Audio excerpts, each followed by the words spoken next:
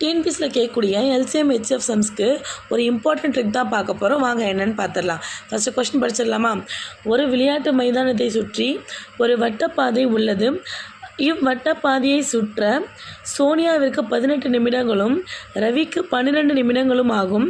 அவ்விருவர்களும் அவ்வட்டப்பாதையில் ஒரே இடத்தில் ஒரே நேரத்தில் ஒரே திசையில் பயணிப்பார்கள் எனில் அவர்கள் மீண்டும் தொடங்கிய இடத்தில் சந்தித்து கொள்ள எவ்வளவு நேரம் பயணிக்க வேண்டும்? ஸோ இந்த மாதிரி கொஸ்டின் கொடுத்தாங்கன்னா இதில் வந்து எல்சிஎம் கண்டுபிடிக்கிறதா இல்லை ஹெச்சிஎஃப் கண்டுபிடிக்கிறதா நம்மளுக்கு தெரியாது. ஸோ அந்த மாதிரி சம்ஸ் வரும்போது என்ன பண்ணோம் அப்படின்னா கொஷினை கிளியராக படிங்க.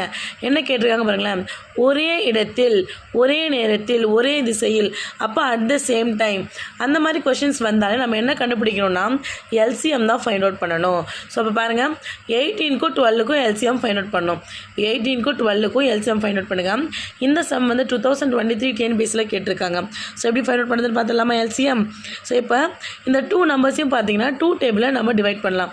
ஸோ 2 டேபிளில் பண்ணிங்கன்னா 9 டைம்ஸ் வரும். எகெயின் இதை 2 டேபிளில் பண்ணிங்கன்னா 6 டைம்ஸ் வரும்.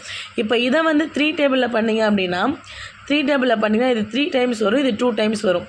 இப்போ எகெயின் 3 டேபிளில் பண்ணால் இது 1 டைம் வரும், இந்த 2 வந்து வராது.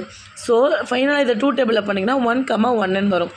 ஸோ 1,1n வர வரைக்கும் இது நம்ம என்ன பண்ணணும்னா ஃபேக்டரைஸ் பண்ணிகிட்டே இருக்கணும். ஸோ அப்போ இங்கே வந்திருக்கு பார்த்தீங்களா, இதுக்கு பேர் தான் வந்து ஃபேக்டர்ஸ்ன்னு சொல்லுவோம். ஸோ இது எல்லாத்தையும் மல்டிப்ளை பண்ணிங்கன்னா உங்களுக்கு ஆன்சர் வந்துடும்.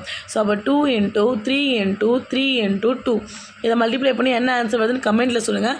அண்ட் ஆல்சோ உங்களுக்கு எதாவது டவுட் இருந்தாலும் சொல்லுங்கள். உங்கள் டவுட்னா கிளாரிஃபை பண்ணுறேன். தேங்க்ஸ் ஃபார் வாட்சிங்.